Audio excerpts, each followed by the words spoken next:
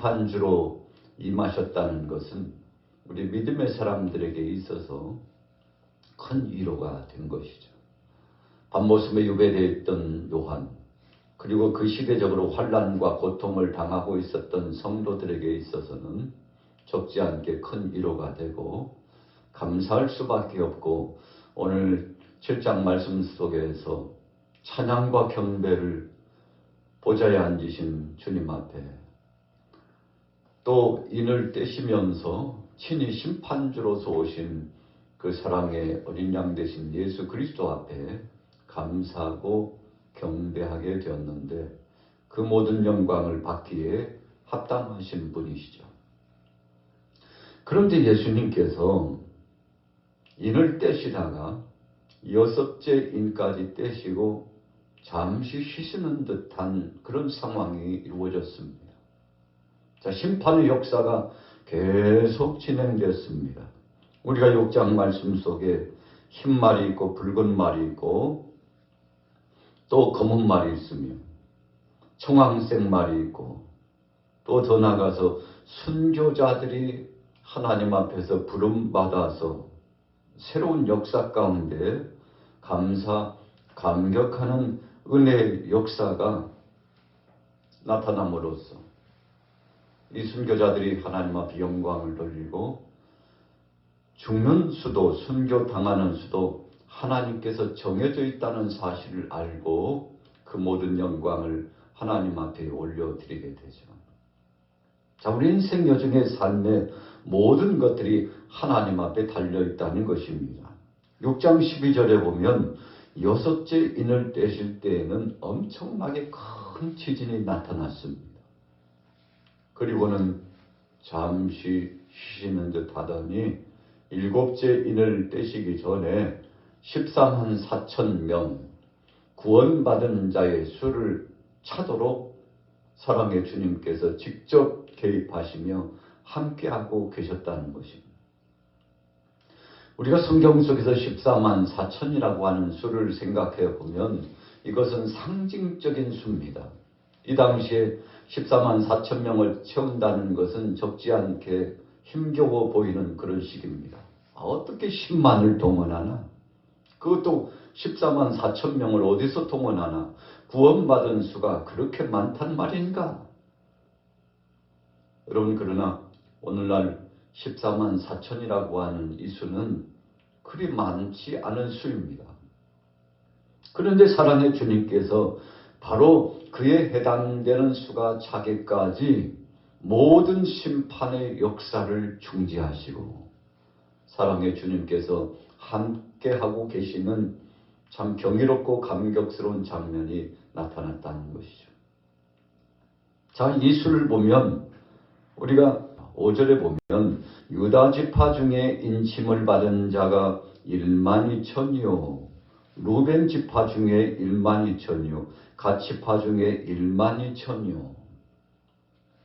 유다 지파부터 시작해가지고 베냐민 지파까지 다 각 지파마다 12,000명씩 하나님께서 부르셔서 구원받는 영광스러운 반열에 속하도록 하셨다는 것입니다. 어떻게 이렇게 12지파가 다 똑같을 수 있을까? 한 수라도 틀려야 되는 것이 아닐까? 그런데 사랑의 주님께서 각 지파별로 한치 오차도 없이 12,000명씩 구원받은 수가 차도록 인치셔서 인을 쳤다는 것은 확정을 해주셨다는 것입니다. 주님께서 책임져 주셨다는 것이죠. 주님께서 보장해 주시고 완전케 하시는 구원의 역사를 주셨다는 것입니다. 그러므로 각 지파마다 1만 2천 명씩 12지파가 구성되어지니까 14만 4천 명이 되었다는 것입니다. 여러분, 그래서 이 수는 우리가 영적으로 상징적인 수로 기억합니다. 어떤 사이비 종파가 말하는 것처럼 14만 4천 명을 채우자. 그래서 신천지가 14만 4천 명을 채우기 위해서 예수를 그리스도로 영접하고 있는 교회, 이 교회만 붙어있는 들 찾아다니면서 또 예수님을 믿고 있다고 생각하는 크리스찬들을 집중적으로 찾아다니면서 우리 신천지에 오라고, 바로 여기에 구원이 있다, 그 수가 채워져야 되는데 바로 이때 이 증거 장막집에 보혜사 되신 그분이 오셨다고. 그래서 그 보혜사가 누굽니까? 이만희가 보혜사가 되어가지고 주님이 앉을 자리, 하나님이 역사하시고 영광 받으셔야 될 그 자리에 앉아가지고 자신이 구원의 역사를 이루는 마지막 추수꾼과 같은 엄청난 사역을 감당하는 것처럼 속임수를 쓰고, 그래서 14만 4천을 채워야 된다고 얼마나 뜨겁게 열정적으로 사람들을 모았는지, 여러 가지 속임수를 쓰면서 사람들을 모았는데 그 수가 다 차니까 얼마 전에 뭐라고 그랬습니까? 야, 이제는 이 수가 차기는 찼지만 그냥 차는 것이 아니라 이 중에서도 또 변별력을 가져서 추스려야 된다고. 그래가지고 14만 4천 명이 차니까 이제 또 다른 속임수를 가지고 계속 사람들을 모으고 있지 않습니까? 자, 거짓은 드러나는 것입니다. 거짓의 정체는 반드시 밝혀지는 것입니다. 여러분, 이 14만 4천이라고 하는 것은 구원받는 자의 수인데 상징적인 수의 의미로 우리가 구약에 12지파가 있고 신약에 12제자가 있죠. 거기에다가 천이라고 하는 수, 이 천이라고 하는 수는 완전한 충만의 수입니다. 그래서 성경 속에서 나타나고 있는 말씀에 이 천이라고 하는 것은 무한한 수를 의미합니다. 그래서 이야, 이렇게 많나? 그래서 성경 속에 보면 1000만이나 되는 사람들이 동원되었다. 하나가 1000을 당하고 등등. 여러분, 천이라고 하는 수는 충만하고 완전한 수를 의미하죠. 그래서 12 곱하기 12 곱하기 1000을 하면 또 14만 4천이 나온다는 것을 우리가 또 영적으로 다시 한번 생각해 볼 수 있는 거 아니겠습니까? 오늘 사랑의 예수님께서 2000년 전에 이 땅에 오셔서 12제자를 불러주셨죠. 그런데 그 12제자 가운데 한 제자 가룟 유다가 주님의 곁을 떠나고 예수님을 은삼십에 팔았죠. 참 배은망덕한 거 아닙니까? 예수님께서 유다에게 회개할 기회를 주었습니다. 예수님을 팔려고 하는 그 마음이 사악한 원수마귀 권세 사탄이 그 속에 들어가서 이루어지는 것임을 예수님께서 직접 말씀까지 해주면서 나와 함께 그릇에 손을 넣는 자가 나를 팔리라. 유다가 영적으로 각성하고 자기 자신을 성찰하고 돌아봤다면, 그래서 철저하게 회개하고 내가 주님을 판 자가 되었습니다, 어리석은 자가 되었습니다 하고 돌아오게 되었을 것이죠. 그러나 저는 회개가 없었습니다. 여러분, 그래서 마지막 시대에는 믿는 자나 믿지 않는 사람이나 많은 유혹을 받습니다. 베드로도 유혹을 받았죠. 여타 많은 신앙의 대가들이 적지 않게 신앙생활하면서 미혹의 역사를 받았지만 넘어질 뻔했으나 넘어지지 않고 다시금 돌아왔죠. 어떻게 돌아왔나요? 자신의 죄값을 철저하게 회개했기 때문에 그렇습니다. 마지막 시대에는 회개의 역사가 이루어지고 있습니다.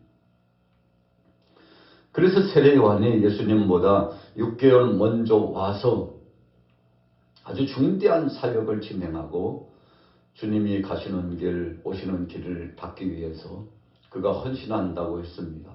나는 예수님의 신발끈을 풀기에도 감당할 수 없는 자라고, 예수님은 흥하여야 되겠고 나는 쇠하여야 된다고 고백을 했죠. 그래서 주님을 높이 높이 올려 영광을 드러냈지 않습니까? 심지어는 자기의 제자들까지 이제 그가 죽을 날이 가까우고 순교 당할 날이 가까우니까 자신을 따르던 모든 제자들을 예수님께로 보냈던 것을 우리가 기억합니다. 자, 이 세례 요한의 사역이 무슨 사역입니까? 모든 영광을 주님 앞에 올려드리는 사역입니다. 그래서 자신이 얼마나 부족한 줄 알고 우리는 죽을 수밖에 없는 자나 그러나 하나님이 세상을 이처럼 사랑하사 독생자 아들 예수 그리스도를 보내주셨다는 사실을 계속 증거하고, 예수님께서 요단강가에 오셔서 오히려 세례 받으시려고 할 때 주님 앞에 겸손히 서서 주님을 세례하는 것에 대해서 그가 거부했지만, 그렇게 하는 것이 하나님의 뜻을 이룬다는 말씀을 받잡고 절대적으로 예수님의 뜻에 순종했지 않습니까? 그랬더니 예수님께 세례를 베푼 바로 그 순간 어떻게 됐나요? 하늘이 열리고 하나님의 음성이 들렸죠. 이는 내 사랑하는 아들이요 내 기뻐하는 자라. 하나님께서 말씀하셨습니다. 그것뿐이었습니까? 비둘기 같은 성령이 바로 그 위에 임했습니다. 예수님만이 구원자라는 사실을 하나님께서, 성부 하나님께서 인정하시고 선포하시고 또 세례 요한에게 다시 한번 확증해 주셨죠. 세례 요한 예수님께서 오실 때 보라 세상 죄를 지고 가는 하나님의 어린 양을 보라라고 선포했지 않습니까? 이처럼 주님 영광을 드러냈죠.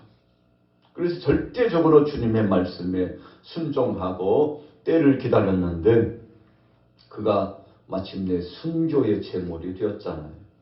여러분, 세례 요한이 목이 잘려서 소반에 담아 그 많은 사람들 앞에서 어찌 보면 수치를 당한 것 같고 모욕을 당한 것 같지만 그렇지 않습니다.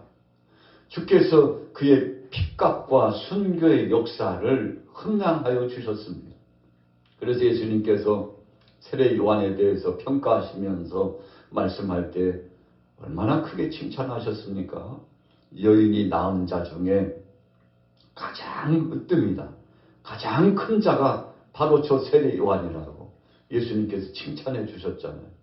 여러분, 인간적으로 보면 비참하게 최후를 당한 것입니다. 그러나 예수님께서는 세상에 여인이 낳은 자 중에 가장 큰 자라고 세례 요한을 칭찬하시고 높여주셨는데, 여러분, 이 순교라고 하는 거 그냥 하고 싶다고 하는 것이 아니라 하나님께서 영광스러운 반열에 허락해 주셔야 가능하죠. 주기철 목사님이 일제 강점기 시대에 그 환난과 고통을 당하면서도 순교 당할 수 있는 그 엄청나고 감격스러운 은혜 받은 것에 감사하고 하나님 앞에 찬양과 경배를 올리게 됐지 않습니까? 손양원 목사님도 마찬가지입니다. 주님을 위하여 죽을 수 있다는 것이 감사하고, 우리 가문 속에 믿음에 사랑하는 자녀들 순교하는 제물이 하나님의 은혜 가운데 주어진 것을 얼마나 감사하고 하나님 앞에 찬양했습니까? 자, 오늘 본문 말씀 속에 세상적인 의미 부여가 아니라 주님 안에서 믿음을 지킨 택한 사랑하는 백성들을 사랑의 예수님께서 책임져 주시고 알곡과 쭉정이를 고르는 것처럼 모아주셨는데, 여러분, 말세가 되면, 환란의 때가 되면 바로 이런 확증적인 주님의 보장하심과 이로하심과 성령의 교통하심과 하나님이 주신 영권을 통해서 사명을 감당하는 영역이 있어야 된다는 것을 우리가 기억합니다. 자, 본문으로 들어가 보세요. 9절입니다. 같이 읽습니다. 시작. 이일 후에 내가 보니 각 나라와 족속과 백성과 방언에서 아무도 능히 셀 수 없는 큰 무리가 나와 흰 옷을 입고 손에 종려 가지를 들고 보좌 앞과 어린 양 앞에 서서 큰 소리로 외쳐 이르되. 여러분, 예수님께서 예루살렘에 입성하실 때 허다한 많은 사람들이 종려나무 가지를 흔들고 호산나 호산나 하고 주님을 환영하고 영접했습니다. 자신들의 겉옷을 길에 폈습니다. 예수님께서 전부라는 것이죠. 사랑의 예수님이 메시아라는 것을 고백하고 예수님만이 구원자라는 것을 수많은 사람들에게 선포하는 것입니다. 주님께서 영광을 받으셨고 겸손하신 예수님께서 나귀, 그것도 새끼 나귀를 타시고 예루살렘에 입성했는데, 바로 그 순간 영적으로 깨어있는 모든 사람들은 예수님께 찬양하고 경배했죠. 그러나 로마 군병들과 정치적으로 자신의 입지를 세우려고 한 사람들과 또 종교적으로 타락했던 여러 제사장과 그리고 바리새인 사두개인들을 비롯한 레위인들은 오히려 예수님을 힐난하고 조롱하고 비웃었죠. 야, 저게 도대체 새끼 나귀를 타는 게 뭐냐. 사람들이 움집하기는 하지만 참 기가 막히다. 참 우습다 하고 주님을 조롱하고 희롱하고 오신 메시아 되신 예수님을 영접하지 않았죠. 여러분, 세상에 극심한 환란이 진행되고 있음에도 불구하고 수많은 사람들이 그 재앙 앞에서 쓰러져 죽어가도 심판의 역사 가운데서 고통스럽게 죽어가도 회개하지를 않습니다. 주님 앞에 돌아오질 않아요. 여러분, 그래서 미련하고 우둔한 거 아니겠습니까? 우리가 환란과 고통을 당하고 세상에 어지러우면 가장 먼저 살피는 것이 주님의 때를 살피고 내게 혹시라도 죄가 없는지를 살피고 정말 하나님 앞에 충성된 종이었는가를 자기를 성찰합니다. 그래서 저나 여러분들은 내가 믿음에 정말 서 있는가 우리 자신들을 확증해보고 다시 한번 점검하지 않습니까? 그러나 믿음 없는 사람들은 그렇게 하지 않습니다. 끝까지 자신의 의를 드러내고 주님의 영광을 독차지하게 되죠.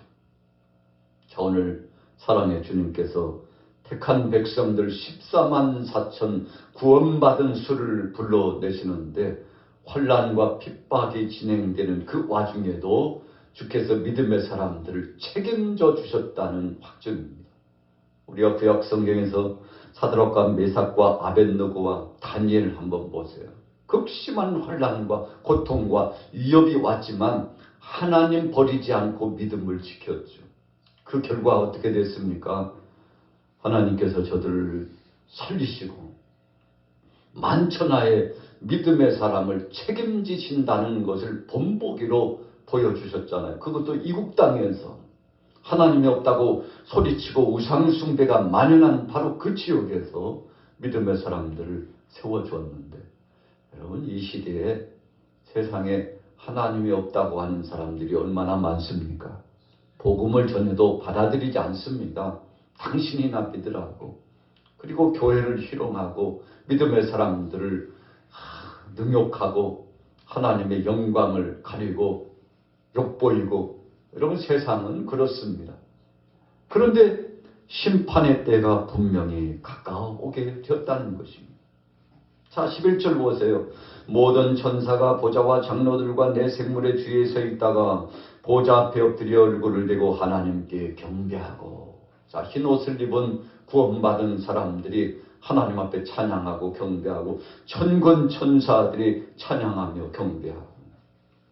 오늘 보좌 주위에 있는 모든 수종들은 하나님의 사람들이 찬양과 경배를 올리는데 그 위대한 찬양의 고백이 바로 여기에서 나오지 않았습니까? 비전이라고 하는 찬양이 바로 이 오늘 요한계시록 7장 말씀을 통해서 나타나는 거죠.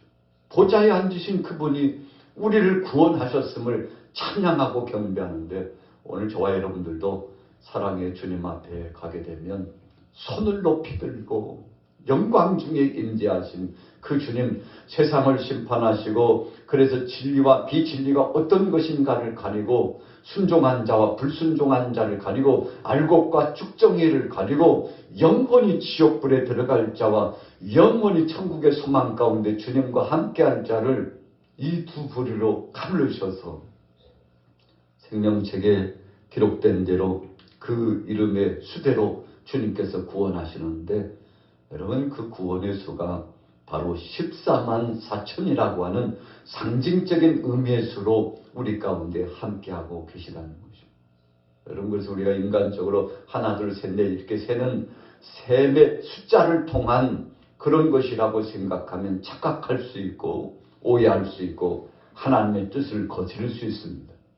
그래서 우리 인생들이 구원받았는지 구원받지 않았는지는 우리의 판단의 몫이 아닙니다.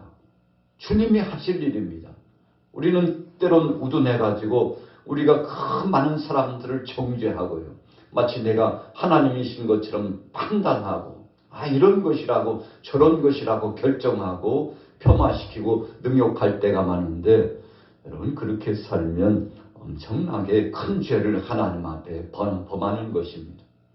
주님 외에는 심판자가 없습니다.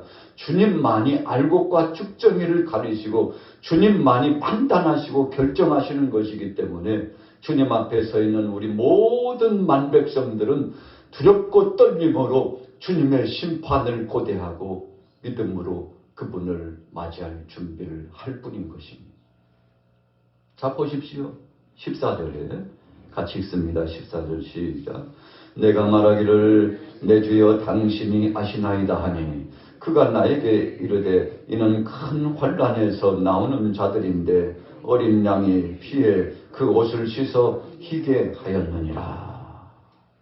여러분 우리의 죄를 깨끗이 하고 희게 할 것은 어린 양 대신 예수 그리스도의 피밖에는 없다는 것을 강조하고 있죠. 사악한 원수마귀 권세들이 다 무릎을 꿇게 되었습니다. 누구 앞에요? 예수님 앞에요. 2000년 전에 십자가상에서 못 박여 죽으신 그 주님이 우리의 모든 것을 담당하시고 죽어주셔서 완전한 구원을 이루어 주셨기 때문에 그것도 단번에 완전한 구원의 역사를 선물로 주셨으니 우리는 예수님을 구주로 영접하는 이 믿음으로 말미암아 구원받는 것임을 감사할 수밖에 없죠. 그래서 오늘 보좌에 앉으신 그분을 찬양하고 어린 양 되신 예수 그리스도를 찬양하고 경배하게 되는 거 아니겠습니까? 자, 16절, 17절까지 같이 읽습니다. 시작. 그들이 다시는 줄이지도 아니하며 목마르지도 아니하고 해나 아무 뜨거운 기운에 상하지도 아니하니 이는 보좌 가운데 계신 어린 양이 그들의 목자가 되사 생명수샘으로 인도하시고 하나님께서 그들의 눈에서 모든 눈물을 씻어 주실 것입니다. 여러분 그래서 우리가 요한계시록의 하이라이트와 같은 핵심적인 말씀 다 중요하지만 그래도 가장 중요한 의미 부여를 한다면 어떤 말씀일까라고 한다면 오늘 7장의 말씀, 주님 앞에 나온 흰옷 입은 구원받은 백성들이 찬양하고 감격해하는 이 영광스럽고 복된 모습이죠. 주님이 책임져 주셨어요. 여러분 글쎄 세상에서는 너희가 환난을 당하나 담대하라, 두려워하지 말라고 그랬어요. 예수님이 세상을 이겼기 때문이라고 말씀하고 있습니다. 그래서 진실로 믿음의 사람은요 두려워하지 않아요.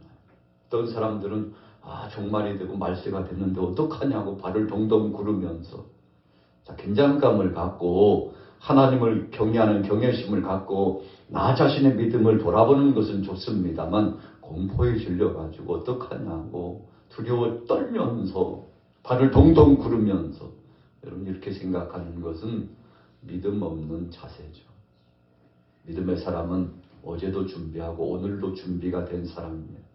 내일 주님이 오셔도 앞으로 1시간 후에 주님이 오셔도 어떤 상황 속에서든지 흔들리지 않는 믿음을 가지고 코람데오 신앙으로 준비하는 사람입니다. 그래서 믿음의 사람들은 날짜가 어떠느니 언제 주님이 오신다느니 세상이 어떠느니 이런 것에 별로 관심 없습니다. 왜 그렇습니까? 늘 준비하고 있기 때문에. 그래서 도적같이 오신 주님, 언제 주님 오시든지 오히려 요한계시록을 마무리 질 때 요한 사도가 그 영광 중에 영광스러운 모습을 뵙고서 마라나타 그랬어요. 무슨 뜻입니까? 주님 오시면 되는 것이군요. 주님 어서 오시옵소서. 오늘날 우리도 마찬가지입니다. 주님 어서 오시옵소서. 이 나그네 인생 미련 없습니다. 주님 오늘 죽어도 오늘 주님을 뵙게 되어도 감격하고 감사할 따름입니다. 세상에 미련 없고 천국에 소망이 있습니다. 여러분 이런 큰 믿음을 가지면 주님이 얼마나 기뻐하시겠습니까? 오늘 하루 동안도 저와 여러분들은 14만 4천에 속한 사람입니다. 구원받은 사람입니다. 그것은 예수 그리스도를 믿는 믿음 안에서 확정되어진 겁니다. 이것은 누가 빼앗아갈 수 없습니다. 사탄이 조롱할 수도 없고 희롱할 수도 없습니다. 여러분 오직 주님께서 주신 선물입니다. 이것을 믿음으로 우리가 마음속에 갖고 있다면 두려워할 거 없습니다. 오히려 하루하루를 살아가면서 우리에게 맡겨진 일을 최선을 다하는 것이죠.